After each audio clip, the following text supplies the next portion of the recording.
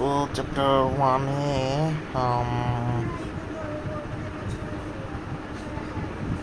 হ্যাঁ, তো এটা পড়তে হবে যে আমাদের কিসের কারণে আমাদের শেয়ার প্রাইস এফেক্টেড হয়। তো যেগুলো আমরা জানি, ইন্টারেস্ট রেট ওঠানামা করলে ওইটা আমাদের শেয়ারের উপরে ইফেক্ট ফেলায়। কারণ মানুষ ব্যাংকে টাকা রাখবে নাকি ইনভেস্ট করবে, এটা ডিপেন্ডই করে ইন্টারেস্ট রেট কত আছে। ইন্টারেস্ট রেট বেশি থাকলে মানুষ ব্যাংকে টাকা রাখে, আর ইন্টারেস্ট রেট কম হলে মানুষ ওই টাকা বলে ধরে এত কম ইন্টারেস্ট রেট ব্যাংকে টাকা রাখবো না, এতে শেয়ারে ইনভেস্ট করি। ইনফ্লেশনের উপরেও ডিপেন্ড করে। ইনফ্লেশন বাড়লে যে রিলেশনটা দেখছিলাম আমরা পজিটিভ, আর ইনফ্লেশন বাড়লে শেয়ার প্রাইস বাড়ে, ইনফ্লেশন কমলে শেয়ার প্রাইস কমে। জিডিপি বাড়লে শেয়ার প্রাইস বাড়ে, জিডিপি কমলে শেয়ার প্রাইস কমে। তো এরকম করে জাস্ট আমরা 5টা 6টা 7টা 8টা এরকম এখান থেকে সব মিলাই, ইকোনমিক ইন্ডাস্ট্রি কোম্পানি মিলাই 7-8টা মনে রাখলেই এনাফ। ওকে, ইনভেস্টমেন্ট ভার্সেস স্পেকুলেশন। এখন এই ইনভেস্টমেন্টটা কি সেটা তো আমরা জানি, যে আমরা টাকা ইনকাম করার জন্য যখন আরেকটা জায়গায় টাকা রাখি একটা লঙ্গার পিরিয়ডের জন্য। আর স্পেকুলেশন হইতেছে যে আমরা শর্ট টার্ম প্রাইস মুভমেন্টের জন্য কোনো একটা জায়গা, মানে আচ্ছা যেরকম আমি একটা উদাহরণ দিয়ে বুঝাই, যে সাপোজ আমি মার্কেট ক্র্যাশ করাইতে চাইতেছি, সো আমি মার্কেটে খবর ছড়াইলাম যে এই কোম্পানির অবস্থা খারাপ, এই কোম্পানির শেয়ার প্রাইস ফল করবে। তো এই কথা শুনে হাজার হাজার মানুষ কি করলো, তারা হচ্ছে ওই শেয়ার বিক্রি করে দিল। তো এত পরিমাণে শেয়ার বিক্রি করে দেওয়ার কারণে সাপ্লাই বেড়ে যাওয়ার কারণে প্রাইস কমে যায়। তো প্রাইস কমে যাওয়ার কারণে এই স্পেকুলেটররা কী করে, ওই কম দামে সব শেয়ার কিনে ফেলে। হঠাৎ করে মার্কেট থেকে ওই শেয়ার আবার গায়েব হয়ে যাওয়ার কারণে আবার ডিমান্ড বেড়ে যায়, যেহেতু সাপ্লাই নেই আবার ডিমান্ড বেড়ে যায়। আবার ডিমান্ড বেড়ে যাওয়ার কারণে ওই শেয়ারের ডিমান্ড বেড়ে যাওয়ার কারণে যেহেতু ডিমান্ড বেশি, ওই শেয়ারের প্রাইস আবার বেড়ে যায়। তো ওই বেড়ে যাওয়ার কারণে তখন ওরা করে কি, ওই সময় ওরা হচ্ছে আবার ওই স্টকটা সেল করে দেয়। এইভাবে ওরা হচ্ছে ওদের প্রফিট করে। আচ্ছা, ডিরেক্ট ইনভেস্টমেন্ট কি আর ইনডিরেক্ট ইনভেস্টমেন্ট কি? তো ডিরেক্ট ইনভেস্টমেন্ট হচ্ছে গিয়ে আমাদের ইনভেস্টররা ডিরেক্টলি হচ্ছে গিয়ে কোনো একটা সিকিউরিটি পারচেস করে ও সেল করে। আর ইনডিরেক্ট ইনভেস্টমেন্টের মধ্যে আমাদের ইনভেস্টররা হইতেছে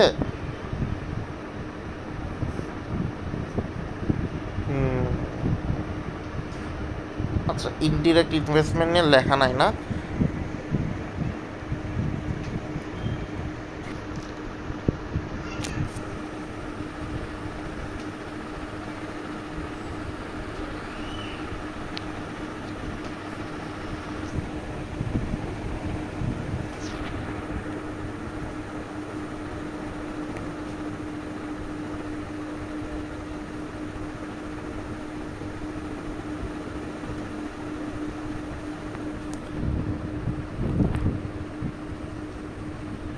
আচ্ছা, ইনডিরেক্ট ইনভেস্টমেন্ট মানে ইনভেস্টমেন্ট হচ্ছে আরেকটা থার্ড পার্টির মাধ্যমে করানো। লাইক আমি নিজেই চাইলে স্টক কিনতে পারি বা বিক্রি করতে পারি, বাট ওইটা না করে আমি করলাম কি, আমার জন্য একজন কি বলো ওগুলোকে, ব্রোকার রাখলাম। সো ব্রোকার কি করে, আমার অন বিহাফ অফ মি ওরা হচ্ছে গিয়ে স্টক কেনা বেচা করে। সো এই যে থার্ড পার্টির মাধ্যমে যে হইতেছে, এটাকে বলি আমরা ইনডিরেক্ট ইনভেস্টমেন্ট। শর্ট নোটসের জন্য আর কিছু করতে হবে না। এটা পড়তে হবে না, এটা পড়তে হবে না, এটাও পড়তে হবে না, এটা পড়তে হবে না, লাগবে না।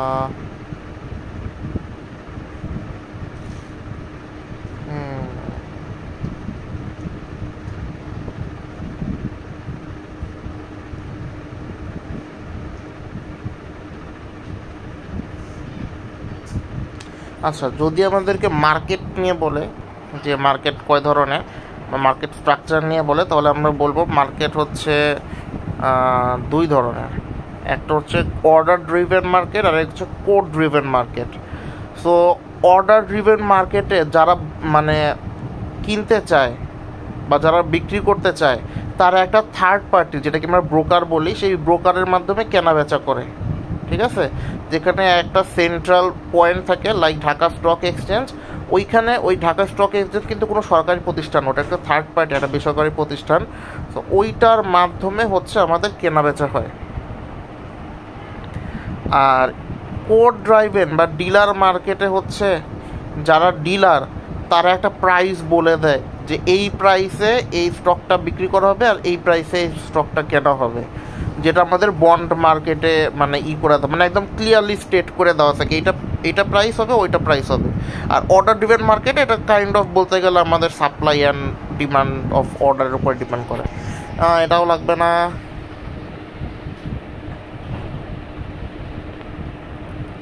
আচ্ছা, যদি আমাদেরকে বলে যে 3টা major type of investment company কী কী বা কোন কোন জায়গায় আমাদের ইনভেস্টমেন্ট আমরা করতে পারি, সো ফার্স্ট অফ অল হচ্ছে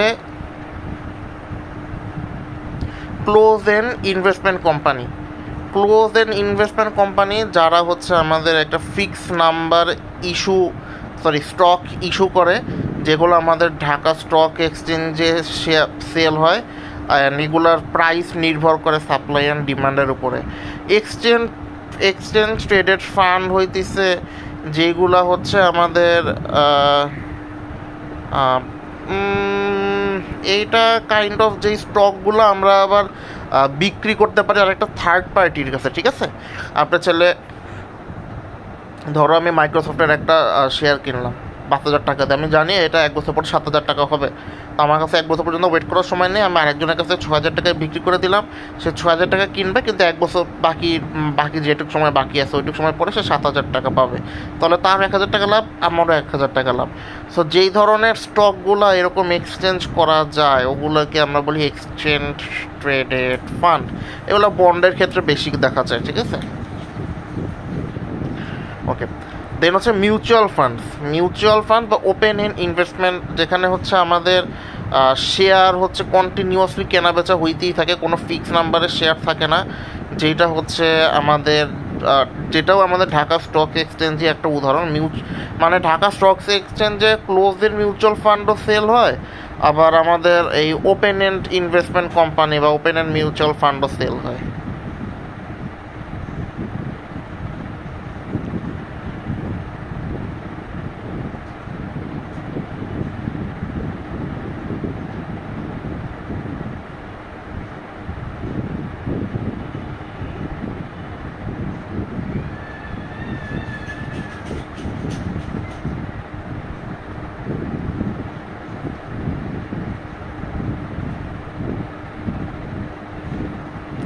আচ্ছা, আমাদেরকে যদি বলে যে ব্রোকারেজদের অ্যাকাউন্ট নিয়ে বলার জন্য, তো ব্রোকারেজ হচ্ছে দালাল, সিম্পল ভাষা। এদের 2 ধরনের অ্যাকাউন্ট, একটা হচ্ছে ড্রিপ অ্যাকাউন্ট আর একটা হচ্ছে র্যাপ অ্যাকাউন্ট।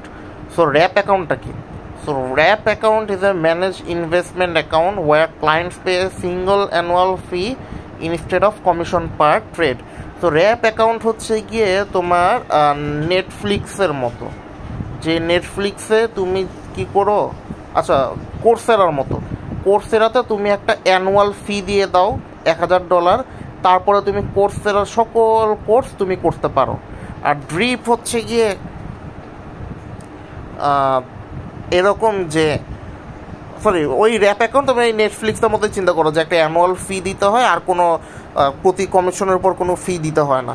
আর ড্রিপ অ্যাকাউন্ট হচ্ছে গিয়ে যখন তোমার যেই ডিভিডেন্ডটা তুমি পাবা সেই ডিভিডেন্ডটা তুমি না নিয়ে ওই ডিভিডেন্ডটা অটোমেটিক্যালি আবার রিইনভেস্টেড হয়েছে, ওইটাকে আমরা করি, কি জানি বলি, ওটাকে আমরা করি, আরে কি বলি, ড্রিপ বলি। আচ্ছা, সো আমাদের অর্ডার এক্সিকিউশন প্রসেস, মানে যখন একটা স্টক কেনা বেচা হয় তখন সেটা কিভাবে হয়? ফার্স্ট অফ অল হচ্ছে প্লেসিং অ্যান অর্ডার। তুমি যে কিনতে চাইতেছো তুমি একটা অর্ডার প্লেস করবে যে আমি এই কোম্পানির শেয়ার চাই, তারপর যে ব্রোকারেজ খুঁজে দেখবে এই কোম্পানির শেয়ার আছে কি না। সো তারা বের করলো যে হ্যাঁ আরেকটা সেলার আছে যে এই কোম্পানির এই কয়টা শেয়ার বিক্রি করবে, তারপর তার বিক্রি করা শেয়ার তোমাকে ধরায় দিবে, তাহলে ট্রেড এক্সিকিউশন।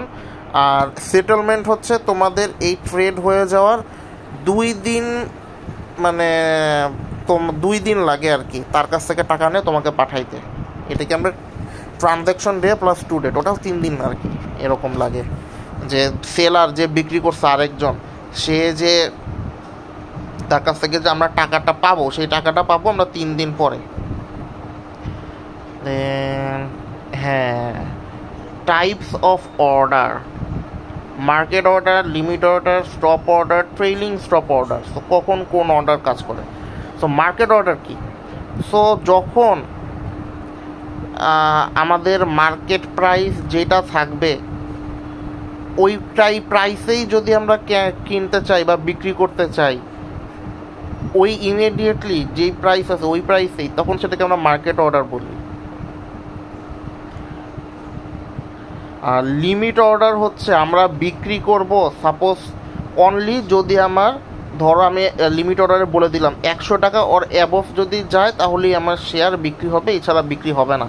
তো এইটাকে বলি আমরা লিমিট অর্ডার, যে ওই 100 টাকা বা 100 টাকার উপরে গেলে আমার স্টক অটোমেটিক্যালি সেল হয়ে যাবে, এছাড়া হবে না। দেন হচ্ছে স্টপ অর্ডার। স্টক অর্ডার হচ্ছে অনেকটা লিমিট অর্ডারের মতোই, যে একটা নির্দিষ্ট মার্কেট প্রাইসে যাওয়ার পরে আমার ট্রেডটা অটোমেটিক্যালি হয়ে যায়, অটোমেটিক্যালি কিনে ফেলে বা অটোমেটিক্যালি সেল করে দেয় যেটা সিলেক্ট করা থাকে।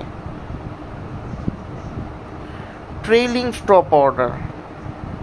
সো ট্রেইলিং স্টপ অর্ডারটা এটা সবচেয়ে ইম্পর্টেন্ট। এটা হচ্ছে আমাদের যে স্টপ প্রাইস বা যেই প্রাইসে আমাদের কেনা হবে বা বেচা হবে, ওইটা আমাদের মার্কেট যে ওঠানামা করে না, মার্কেট ভালো হয় বা খারাপ হয়, ওইটার বেসিসে আমাদের স্টপ অর্ডার এটা কত হইতে পারে সেটা অটোমেটিক্যালি অ্যাডজাস্টমেন্ট করে ফেলে, কোনো ফিক্সড অ্যামাউন্ট থাকে না।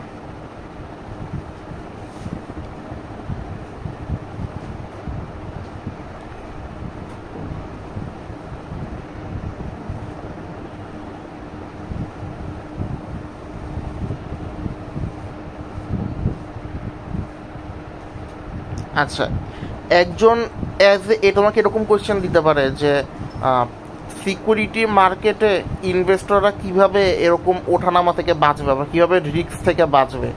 তো প্রথম হচ্ছে কি, আমাদের সিকিউরিটি এক্সচেঞ্জ কমিশনের রুলস অ্যান্ড রেগুলেশনস থাকে, যেগুলোকে আমরা গভর্নমেন্ট রুলস অ্যান্ড রেগুলেশনস বলি।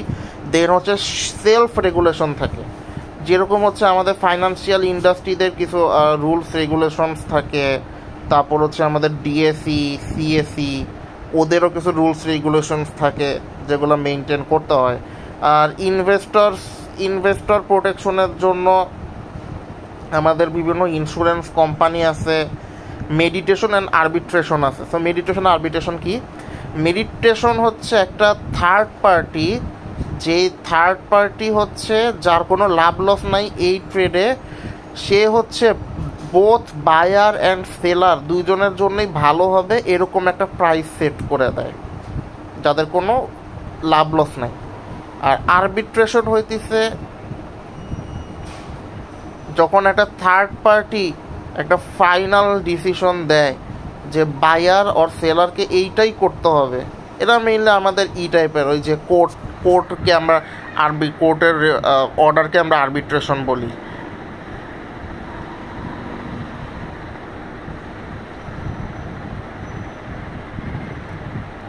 আচ্ছা, মার্জিন অ্যাকাউন্টকে এটা আমরা একটু জানি। মার্জিন অ্যাকাউন্ট হচ্ছে যখন আমি ইনভেস্ট করতে চাইতেছি কিন্তু আমার কাছে টাকা নাই, সো আমি আমার ব্রোকার যে বা দালালের কাছ থেকে টাকা নিয়ে সেই টাকাটা আমরা ইনভেস্টমেন্ট করতে পারি, ওটাকে আমরা বলি margin account.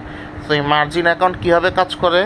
So margin account হচ্ছে গিয়ে আমাদেরকে ফার্স্ট অফ অল একটা নির্দিষ্ট অ্যামাউন্ট ওই অ্যাকাউন্টে ডিপোজিট করতে হয়। সাপোজ 2,500 টাকা, 2,500 টাকা পে করার জন্য তো আমাদের এই প্রসেসটা কি, বরোয়িংটা কি?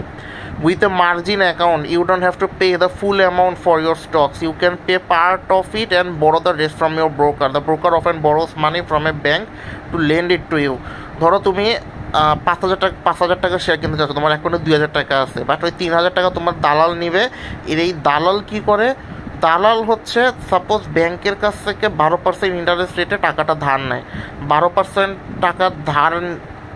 টাকায় ধার নিয়ে তোমাকে 20% চার্জ করে, তাহলে তার লাভ হচ্ছে কত? এক্সট্রা 8%।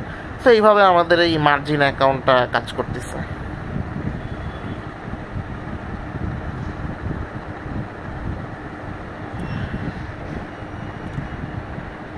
আচ্ছা, শর্ট সেল কি? শর্ট সেল হচ্ছে আমাদের প্রাইসের ওপরে বেট করা, যে আমাদের এটা প্রাইস কি বাড়বে না কমবে, যে বাড়বে না কমবে এর উপর বাজি ধরা, এটাই। এই চ্যাপ্টার থেকে আমাদের মোটামুটি অনেক কিছু পড়তে হবে।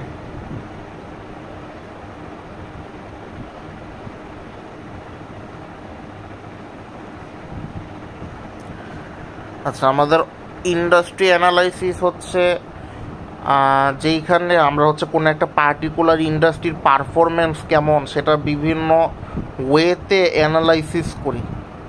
লাইক স্ট্যাটা হইতে পারে, এসপিএসএস হইতে পারে, সোর্ট, 5 পোর্টার্স, পেস্টেল।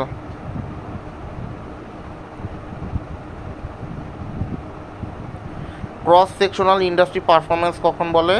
যখন আমি একই ইন্ডাস্ট্রিতে বিভিন্ন কয়েক ধরনের কোম্পানির পারফরমেন্স জাজ করি, ওটাকে আমরা বলি ক্রস সেকশনাল ইন্ডাস্ট্রি পারফরমেন্স। তো প্রথমে আমরা পড়বো 5 ফ্যাক্টরস অ্যানালাইসিস।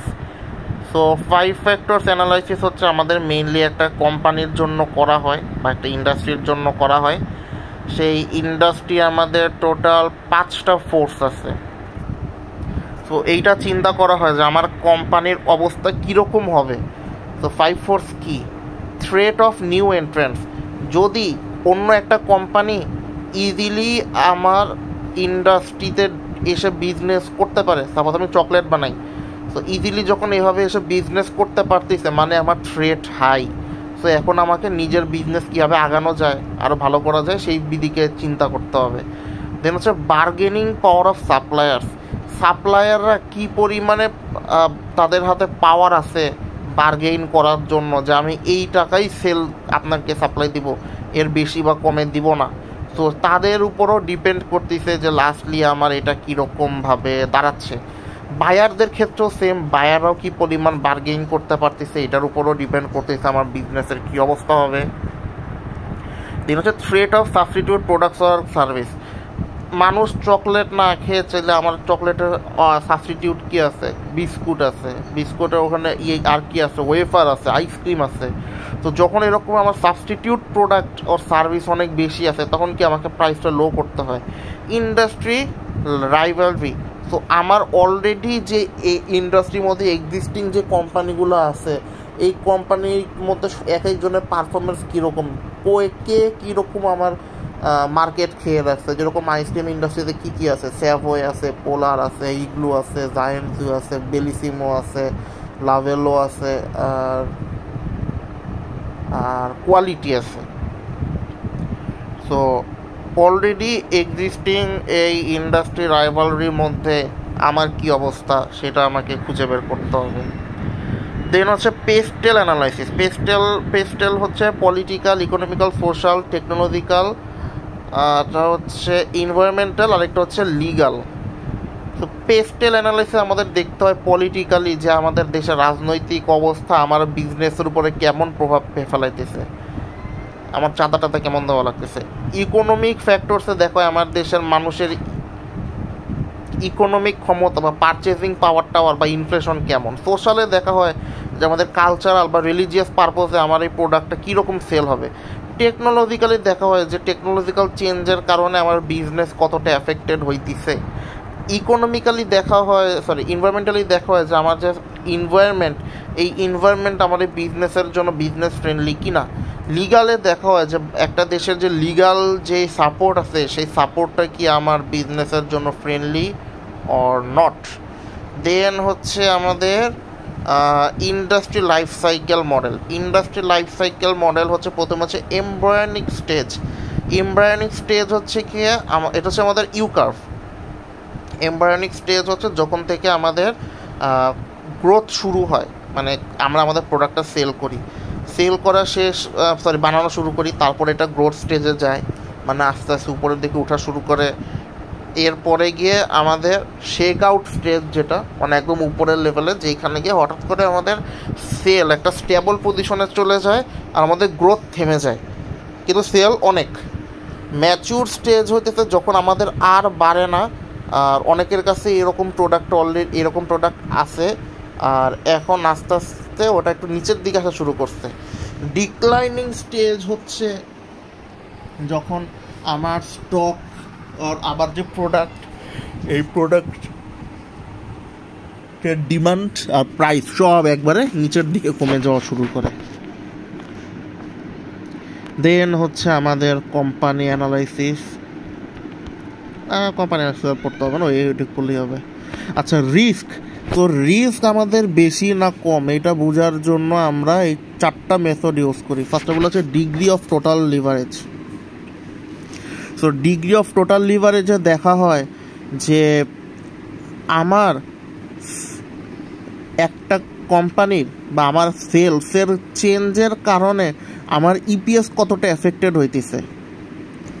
দেন হচ্ছে দেখা হয় আমার ইবিআইটির চেঞ্জের কারণে, সরি সেলসের চেঞ্জের কারণে আমার ইবিআইটিতে কেমন এফেক্ট করতেছে, যেটা degree of operating leverage. Degree of financial লিভারেজে দেখা হয় যে আমাদের অপারেটিং ইনকাম চেঞ্জ হলে আমাদের ইপিএসে কীরকম এফেক্ট পড়তেছে।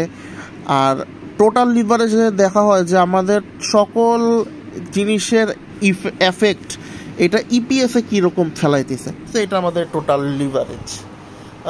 চ্যাপ্টারে 2 স্টেজ গ্রোথ মডেল পড়তে হবে না, কমন স্টক ফিচার পড়তে হবে না, প্রেফার্ড স্টক ফিচার পড়তে হবে না, কস্ট অফ ইকুইটি পড়তে হবে না, এসএমএল অ্যাপ্রোচ পড়া লাগবে না, আলাবামা পাওয়ার কস্ট প্রেফার্ড পড়তে হবে না, pure play approach.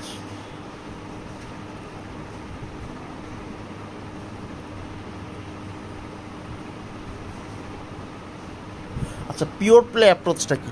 Pure play approach হচ্ছে যখন তুমি আরেকটা সেম টাইপ অফ কোম্পানির সাথে তোমার কোম্পানির একটা করবা, সিমিলারিটি নিয়ে আসবে। ওই কোম্পানির অ্যাসেট এত আছে, তাহলে আমার কোম্পানির অ্যাসেট এত হতে পারে। ওই কোম্পানির অবস্থা এমন, তাহলে আমার কোম্পানির অবস্থা এমন হতে পারে। সো তুমি যখন এরকম একটা কম্প্যারিজনে যাবা, আরেকটা কোম্পানিকে তোমার বেস কোম্পানি ধরবা, তখন সেটাকে আমরা বলি pure play approach.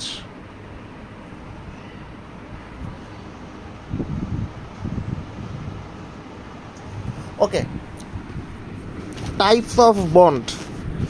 Types of বন্ডের মধ্যে আমাদের অনেক ধরনের বন্ড আছে। First of all government bond, যেগুলো গভর্নমেন্ট ইস্যু করে, কর্পোরেট বন্ড যেগুলো কোম্পানি ইস্যু করে, মিউনিসিপ্যাল বন্ড যেগুলো লোকাল গভর্নমেন্ট ইস্যু করে, জিরো কুপন বন্ড কোনগুলো, যেগুলো হচ্ছে আমাদের কোনো ইন্টারেস্ট প্রোভাইড করে না, এটা ডিসকাউন্টে সেল হয়। ডিসকাউন্টে সেল হয় মানে কীরকম, 1000 টাকার বন্ড 900 টাকায় সেল হয়। কনভার্টেবল বন্ড, যেগুলো পরে যে বন্ডগুলো আমরা চাইলে শেয়ারে পরে কনভার্ট করে সেল করতে পারি।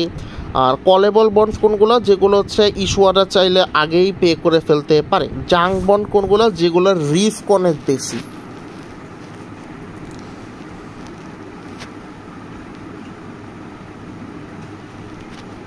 ওকে, বন্ড ইন্ডেঞ্চারটা কি? বন্ড ইন্ডেঞ্চার হইতেছে আমাদের যে বন্ড, এই বন্ডের সাথে একটা কাগজে আমাদের এই বন্ডের ম্যাচুরিটি, বন্ডের ইন্টারেস্ট রেট, ও যদি কোনো এক্সট্রা টার্মস অ্যান্ড কন্ডিশনস থাকে সেগুলো লিখে দেওয়া থাকে, ওটাকে আমরা বন্ড ইন্ডেঞ্চার বলি। তো হচ্ছে রিস্ক। রিস্ক আমাদের কয় ধরনের? রিস্ক হচ্ছে আমাদের 2 ধরনের, একটা হচ্ছে সিস্টেমেটিক রিস্ক, একটা হচ্ছে আনসিস্টেমেটিক রিস্ক। সিস্টেমেটিক রিস্ক যেটা হচ্ছে আমরা অ্যাভয়েড করতে পারি না, লাইক ইনফ্লেশন, মন্দা, এগুলা। আর এগুলা মেজার করার জন্য আমরা বেটা ইউজ করি। আনসিস্টেমেটিক রিস্ক কোনগুলো, যেগুলো আমরা চাইলে ম্যানেজ করতে পারি, like labour strike, product failure, management decision. Okay, এখন আমরা দেখি আমরা এখন পর্যন্ত যা পড়ছি আমাদের মিডের কোয়েশ্চেনগুলো ওই অনুযায়ী ওগুলার বেসিসে আমরা অ্যান্সার করতে পারি কিনা। So investment is defined as the current commitment of individual saving for a period of time to derive a rate of return that compensate for the time involved, the expected rate of inflation and the uncertainty. Do you agree or not? So এরকম না, আমরা sir যা পড়াইছে বা বইয়ে যা আছে এগুলোর বেসিসে এটা অ্যান্সার করা সম্ভব না। তো এটা অ্যান্সার করতে গেলে আমাদের কীভাবে অ্যান্সার করতে হবে, যদি এগুলো মিডের কোয়েশ্চেনগুলো আমাদের পরীক্ষায় দিবে তো আমরা এগুলো ভালো করে দেখব। হ্যাঁ, আমরা হচ্ছে ইনভেস্টমেন্টের এই ডেফিনেশনের সাথে এগ্রি করতেছি।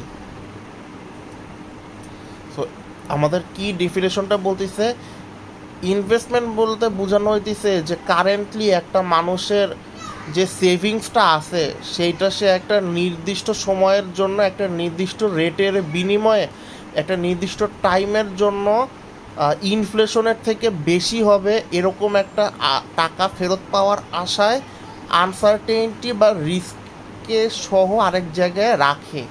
তো এটা কি আমাদের ইনভেস্টমেন্টের সংজ্ঞা বলতে পারবো না? পারবো না। হ্যাঁ, আমরা পারবো, কারণ ইনভেস্টমেন্টের সাথে আমাদের টাইম হরাইজন বা টাইমের একটা লিমিটেশন আছে, বা ম্যাচুরিটি পিরিয়ড যেটাকে বলি, বা ডিউরেশন যেটাকে বলি, সেইটা আছে। একটা নির্দিষ্ট সময় পর্যন্ত ওয়েট না করলে আমরা টাকা ওই ইনভেস্টমেন্টের কোনো রিটার্ন পাবো না। দেন হচ্ছে রিটার্ন অন ইনভেস্টমেন্ট আছে। হ্যাঁ, আমরা যে ইনভেস্টমেন্ট করতেছি এই ইনভেস্টমেন্টটা তো অন্য কোনো ইনভেস্টমেন্টের ইউজ হবে, সো ওইখান থেকে আমরা তাদের লভ্যাংশ থেকে একটা রিটার্ন পাবো। So return on investment present আছে। হ্যাঁ, ইনফ্লেশন অ্যাডজাস্টমেন্ট অবশ্যই আছে। ইন্টারেস্ট রেট ধরো আমার কারেন্টলি বাংলাদেশের ইনফ্লেশন 6%। সো আমাকে যদি এই 6%-এর বেশি যদি আমাকে ইন্টারেস্ট না দেওয়া হয় তাহলে তো আমার এই টাকা ইনভেস্ট করার কোনো দরকার নেই। যেমন আমার কাছে 100 টাকা আছে, এই 100 টাকা 1 বছর পরে ওই ডিসকাউন্টের দাম হয়ে যাবে 106 টাকা। এখন ব্যাংক যদি আমাকে 10% বা 7% যদি দেয় তাহলে কি হবে? আমি 107 টাকা আমার কাছে থাকবে, আমি 106 টাকা দিয়ে প্রোডাক্টটা কিনতে পারবো। যদি আমাকে 106% না দিয়ে যদি 5% দেয় 105 টাকা দিয়ে আমি পরের বছর ডিসকাউন্ট কিনতে পারবো না। সো ইনফ্লেশন অ্যাডজাস্টমেন্ট অবশ্যই আছে। রিস্ক অ্যান্ড আনসার্টেনিটি, আমরা কিন্তু জানি না যে আমরা ইনভেস্টমেন্ট করতেছি এটা আমাদের আদৌ লাভ দিবে কি দিবে না। So risk and uncertainty is present here. Then question হচ্ছে Bangladesh major telecom operator, Banglalink, a major telecom operator in Bangladesh has 3 options for its available capital reinvestment in expanding its 4G network, pace of outstanding debt, or increase shareholders' dividend. As the financial manager, which decision would you prioritize and why? Discuss the short-term and long-term impacts of each option on company's growth. So প্রথমে কি করতে পারি আমরা? একটা হচ্ছে আমরা reinvest করতে পারি, আরেকটা হচ্ছে আমরা আমাদের ডেপ্ট পে করে দিতে পারি, আরেকটা হচ্ছে আমাদের শেয়ার হোল্ডারদের ডিভিডেন্ড বাড়ায় দিতে পারি। সো আমরা যদি আমাদের এই মানে এক্সপ্যান্ডিংয়ে যদি ইউজ করি রিইনভেস্টমেন্টটা বা যে টাকাটা, তাহলে কি হবে? আমাদের ব্যবসা আরও সামনের দিকে বড় হবে। প্রথম দিকে তো আমাদের কাছে এটা অনেক কস্টলি হবে শর্ট টার্মে, এটা আমাদের টেম্পোরারি লিকুইডিটি ক্রাইসিসে ফেলাবে। কিন্তু লং টার্মে কী হবে? লং টার্মে আমরা হচ্ছে অনেক বেশি ক্যাশ ইনফ্লো পাবো আমাদের এই কাজের জন্য, অনেক সেলস অনেক বেড়ে যাবে।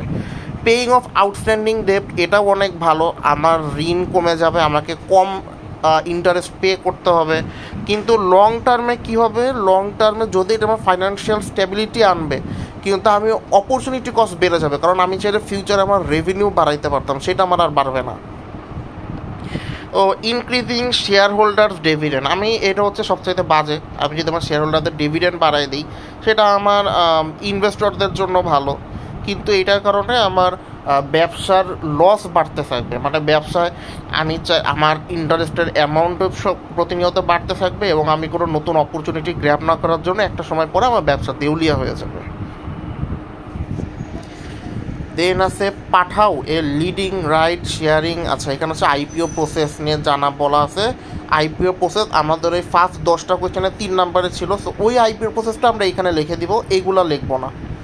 সো এই আইপিও প্রসেসের বা এই হয়ে যাওয়ার জন্য আমাদের কি কি বেনিফিট আছে? বেনিফিট হচ্ছে কি আমরা অনেক ক্যাপিটাল পাইতেছি, এই যে ক্যাপিটাল ইউজ করে আমাদের বিজনেস গ্রোথ হবে। কোম্পানি পাবলিক হয়ে যাওয়ার কারণে মানুষ এই কোম্পানি নিয়ে জানবে, যেহেতু পাবলিক কোম্পানি হয়ে গেছে সেহেতু আমরা চাইলে অনেক স্কিলফুল মানুষকে নিয়ে আসতে পারবো, কারণ মানুষ কি করে? পাবলিকলি ট্রেডেড কোম্পানিতে বেশি যাইতে চায়, চাকরি করতে চায়। দেন হচ্ছে যেহেতু পাবলিকলি আমার কোম্পানিটি অ্যাভেলেবল, সো আমার মার্কেটে কোম্পানির দামও বেড়ে যাবে। আর এই 4টা পড়লেই হবে, 5 নম্বরটা পড়ার দরকার নেই। আর আইপিও প্রসেসে যাওয়ার জন্য আমাকে কি কি প্রবলেম ফেস করতে হবে? ফার্স্ট অফ অল, এখানে রুলস রেগুলেশনস অনেক বেশি। তারপরে আমার যে কোনো একটা মার্কেটের যে কোনো একটা খবরের কারণে আমার শেয়ার প্রাইস অনেক বেশি ওঠানামা করতে পারে, market volatility, short term pressure, হঠাৎ করে পাবলিকলি যাওয়ার কারণে আমার টাকা পয়সার অভাব হয়ে যাবে। তারপর আইপিও যাওয়ার জন্য আমার অনেক খরচ হয়। সো ক্রিটিক্যাল অ্যানালাইসিস, আইপিও কি বেস্ট অপশন কিনা? হ্যাঁ, আইপিও হচ্ছে বেস্ট অপশন, কারণ হচ্ছে এটা আমাকে পাবলিকলি মানুষের সামনে আরও বেশি ভিজিবল করে তুলবে, আমার বিজনেস বাড়ানোর জন্য আমাকে ক্যাপিটাল দিবে। দেন হচ্ছে আমার এইখানে যে জিনিসগুলো আছে ওইগুলো আমরা এখানে লিখে দিব। শেষ। এই তো হালকা লেখাপড়া। Then Renata Pharmaceuticals in analyzing macroeconomic factors to assess the impacts on its profitability. How do factors like change in exchange rate, inflation, and government fiscal policy affect the pharmaceutical industry in Bangladesh? What steps should Renata take mitigate risks arising from this macroeconomic change? So আমাদের macro economic ফ্যাক্টরসের যেই ইফেক্টগুলো এটার উপরে আছে, so first of all আমরা কি জানি, exchange rate যদি বেড়ে যায় তার মানে কি আমাদের বাংলাদেশের টাকার ভ্যালু কমে গেছে। বাংলাদেশের টাকার ভ্যালু কমে গেলে কী হবে, আমাকে আরও বেশি টাকা ইউজ করে ওষুধ কোম্পানিকে র মেটেরিয়াল নিয়ে আসতে হবে। যেহেতু বেশি টাকা দিয়ে র মেটেরিয়াল আরেক দেশ থেকে আনতে হইতেছে, তোমার র মেটেরিয়ালের প্রাইস বেড়ে গেলে কী হবে, আমার ফাইনাল প্রোডাক্টের প্রাইসও বেড়ে যাবে। ইনফ্লেশন বেড়ে গেলে সব কিছুর খরচ বেড়ে যাওয়ার কারণও হচ্ছে আমার ওষুধের প্রাইস বেড়ে যাবে। এরপরে গভর্নমেন্ট ফিসকাল পলিসির কারণেও ওরা যদি যেই পলিসি নিক সেটার কারণে আমার ফার্মাসিউটিক্যাল কোম্পানির এই প্রফিটাবিলিটি বা এফেক্টেড হবে। তারা যদি আমার জন্য ভালো কিছু নিয়ে আসে, ভালো কোনো পলিসি দেয়, তাহলে আমার প্রফিটাবিলিটি বাড়বে। যদি ভালো খারাপ কিছু নিয়ে আসে তাহলে আমার প্রফিটাবিলিটি কমবে। সো এইটা মিটিগেট করার জন্য আমরা কি কি নিতে পারি, কি কি উদ্যোগ নিতে পারি? ফার্স্ট অফ অল হচ্ছে হেজ, এটাকে বলে হেজিং করা। সো হেজিং করাটা কীরকম, আমি আগে থেকে বলে দিব যে আমি এই প্রাইসেই ট্রেড করব, এই প্রাইসের বেশি টাকাতেও করব না, এই প্রাইসের কম টাকাতেও করব না। তারপর হচ্ছে ডাইভার্সিফিকেশন, একই ধরনের সাপ্লায়ারের কাছ থেকে না নিয়ে বা একই ধরনের ওষুধ না বানাবো, অনেক ধরনের ওষুধ বানাবো, অনেক ধরনের সাপ্লায়ারের কাছ থেকে সাপ্লাই নিব। পলিসি মেকারদের সাথে ক্লোজ হবো, ভাই মানুষকে ওষুধ খাওয়াইতেছি, প্লিজ আমার জন্য ভালো কিছু করেন, এরকম। ওকে, স্কোয়ার ফার্মাসিউটিক্যাল, এইখানে হচ্ছে আমাদের এই সোট, পেস্টেল, 5-4টার যে জিনিসগুলো আছে ওই জিনিসগুলোই আমরা এখানে লিখে দিব যে এগুলোর কারণে কি কি হইতেছে না হইতেছে, যেটা আমরা অলরেডি একটু আগে পড়ে আসছি। হ্যাঁ, Beximco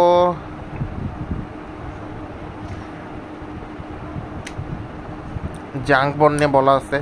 so junk bond issue করার অ্যাডভান্টেজ কি, ইস্যু করার হতেছে আমরা ক্যাপিটাল পাইতেছি, আমাদের ইকুইটি ফাইন্যান্সিংয়ের সময় কি হয়, আমার ওনারশিপ আরেকজনের কাছে চলে যায়, মানে ভাগ হয়ে যায়, সেটা হবে না। দেন হচ্ছে বন্ডের ওটা হচ্ছে ফ্লেক্সিবিলিটি, মানে আমি চাইলে আমার মতো, যেহেতু জাঙ্ক বন্ড, আমি চাইলে আমার ইচ্ছা মতো টার্মস অ্যান্ড কন্ডিশন বসা দিতে পারবো। আর বেক্সিমকোর এটা ডিসঅ্যাডভান্টেজগুলো কি কি, ডিসঅ্যাডভান্টেজ হচ্ছে কি ইন্টারেস্ট রেট অনেক বেশি হয়, এটা দেউলিয়া হয়ে যাওয়ার চান্স অনেক বেশি। এই দুইটাই থাকুক, আর পড়তে হবে না। সো বেক্সিমকোকে চাইলে ইনভেস্টরদের ট্রাস্ট গেইন করতে পারবে, যদিও এটা ক্রেডিট রেটিং লো, মানে তারা টাকা ফেরত দেয় না। তো আমরা ইনভেস্টরদের করার জন্য কী কী বা বিশ্বাস অর্জনের জন্য কী কী স্টেপস নিতে পারি? ফার্স্ট অফ অল হচ্ছে অফার কোলাট্রাল, মানে আপনারা বলে দাও ইনভেস্টরদেরকে যদি আপনারা টাকা আমরা ফেরত দিতে না পারি তাহলে আপনারা এই জমিটা পাবেন, এরকম। এটা অনেকেই করছে। সিঙ্কিং ফান্ড প্রভিশন, যে যদি আমার রিপেমেন্ট না করতে পারি তাহলে ওই ব্যাংক বা ওই ফান্ড হচ্ছে আপনাদেরকে টাকা পে করে দিবে। দেন কোনো থার্ড পার্টিকে রাখা, যারা ইনশিওর করবে, ভাই ওরা যদি না দেয় আমরা দিব, লাইক আইএফআইসি, এই কয়টি। আর কি বলছে, আচ্ছা এগুলো ছিল ফাইন্যান্সিয়াল স্ট্র্যাটেজি। নন ফাইন্যান্সিয়াল স্ট্র্যাটেজি কী কী, আমাদের ট্রান্সপারেন্ট কমিউনিকেশন রাখা, মানুষের সাথে ভাই বিশ্বাস করেন দিব। দেন হচ্ছে গিয়ে আমাদের দেখানো মানুষকে যে আমাদের ইন্টারনাল ম্যানেজমেন্ট অনেক স্ট্রং। দেন মানুষের সাথে একটা পজিটিভ পাবলিক রিলেশন রাখা, যে হ্যাঁ আপনাদের সাথে আমাদের সম্পর্ক ভালো আছে, আমরা কখনো আপনাদেরকে ঠকাবো না। দেন বলা হচ্ছে Rahim Afroz group, a Bangladeshi conglomerate business.